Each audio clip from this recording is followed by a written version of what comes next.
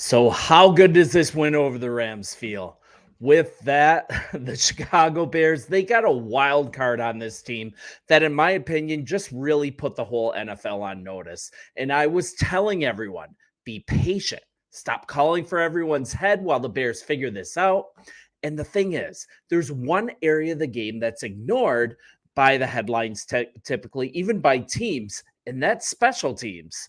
Bears punter Tory Taylor. In my eyes, he was the MVP of this game. Granted, there were other fantastic performances, but let's kind of chop this up a little bit. And he is proving to be the ultimate field flipper. Say that 10 times fast. Field flipper. And the use of a fourth rounder on him is showing GM Ryan Poles' eye for talent.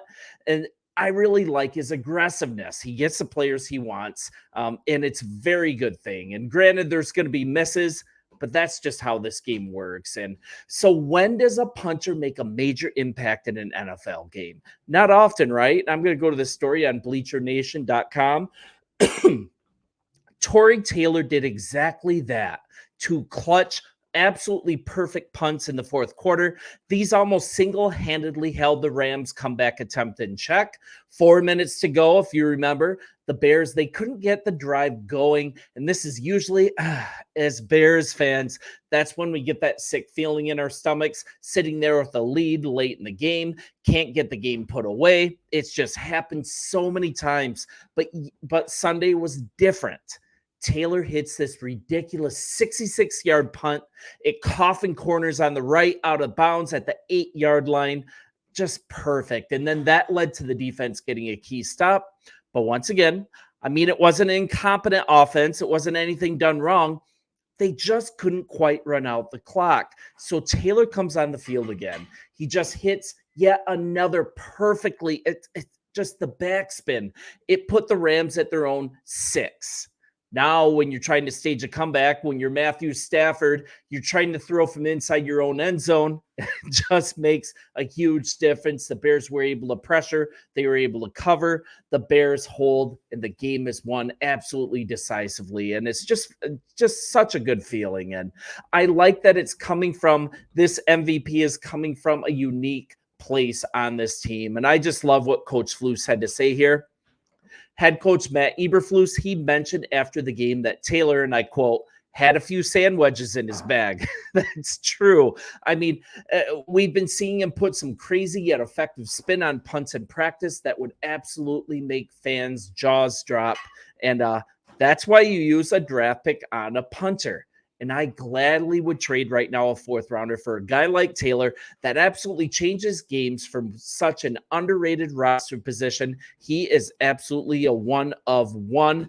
And he was actually the best guy that really ever laced him up as a college punter. And I think before it's said and done, we might see that in the NFL. I mean, jury's still out, but man, what a great performance. Jalen Johnson, he had this to say: I haven't been that pumped up for a punt in a long time. He's definitely special, giving us some punts and pins, giving them some bad field position. That helped us go out there and hunt. Patrick Flowers at Bleacher Nation, this is that story I just had up. He points out a couple things for us, and this is absolutely fantastic. Taylor was averaging 60.5 yards per punt. That includes that 66-yarder. The sandwich, as Coach Flus called it, at the end for 35 yards, that was necessary. It pinned the Rams back at the 6. It moved his average down to just miss a franchise record for punting average in a game. Tory Taylor is historically good at this. This was also a turn, right? There's a turn in Taylor's attitude coming into this game, and a lot of it had to do with his less than fantastic outing by his standards against the Colts. And this is to hear it straight from Tory. Last week, I wasn't hitting the ball the way I wanted to because I just wasn't being my aggressive self. And this is via the Chicago Sun-Times. Whereas this week, I was like, no matter what happens, I just want to be me. I want to go out there and be my aggressive self because I know the rest of it, that'll take care of itself. Like last week was pretty not good. I'm not going to use the word, to be honest. I wasn't good enough, had the chance to help the team last week, and I didn't.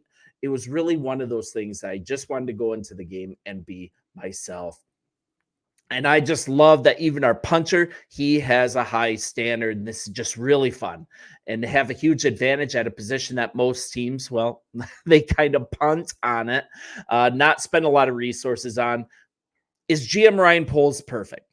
Absolutely not. But he's hitting on a ton of players outside of the first round and finding them in unique places. Just look at the other Taylor that came in to be an anchor on a defensive line, and he's just going to be aggressive, and that means there's going to be misses. I mean, we can talk about misses, but I'd rather talk about the fact that we are so blessed to have him. He's absolutely rebuilt this franchise back up in such a short period of time. And the fact that we have high expectations now is absolute proof of that in its own right. So, like I was saying, we're now 2-2. Everything is good. We have a home game against Carolina, and I think this is a little known stat as well. I think I saw this on the NFL channel today. The Bears have the longest active home winning streak in the NFL right now, and that dates back to last year. The arrow is still pointing way up. And then we're also looking at further maturity from Caleb Williams. I mean, granted, he was under way less pressure, but offensive coordinator Shane Waldron, I think that team meeting actually was a really good thing. We can argue if you have the right coach, if that team meeting was needed. I mean, we can talk about that, but it looks like it was super effective. He adjusted the game plan. We were throwing a lot of slants. We were getting the ball out quicker. Gone were these slow developing multiple read plays. Caleb looked way more comfortable. And then when you start hitting those passes, when you do some power running with Roshan Johnson, guess what? Things open up. DeAndre Swift, he actually had room to run, and man, did he look good. But he's just not a guy that you can run up against boxes that are stacked with 7, 8, or 9 guys. Actually, I don't think anyone can.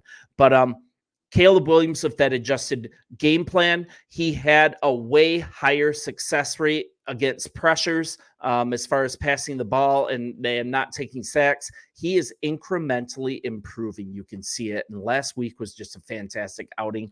I don't really have a lot of bones to pick here. The game plan was good.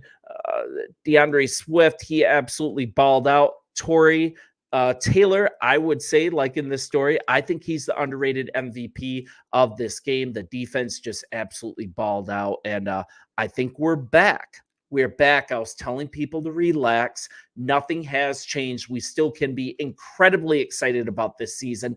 We have some soft matchups coming up, starting with Carolina next week. I don't think the Red Rifle is going to make them into a world-beating team. And you know what? The Chicago Bears have some extra incentive to beat Carolina this coming week because we hold their second-round pick. And if Carolina can continue to be the worst team in the NFL, New England's giving them a run for their money. This second-round pick that the Bears have from them could be so high up that it's basically another first round. So this trade with them just keeps on giving. You guys, I'm going to keep up the excitement. I'm going to keep up the positivity. If you would have seen a loss this game, you definitely would have seen a change in tenor. But you guys, this is fun. This is exciting. Bring on Carolina. You guys let me know what you think. It is just so cool to have a player excel at such an underrated part of this game. A lot of teams don't even pay attention to the punter that much. The Bears did, and I'm so glad that GM Ryan Poles did. Bear down, you guys. I will talk to you tomorrow. See ya.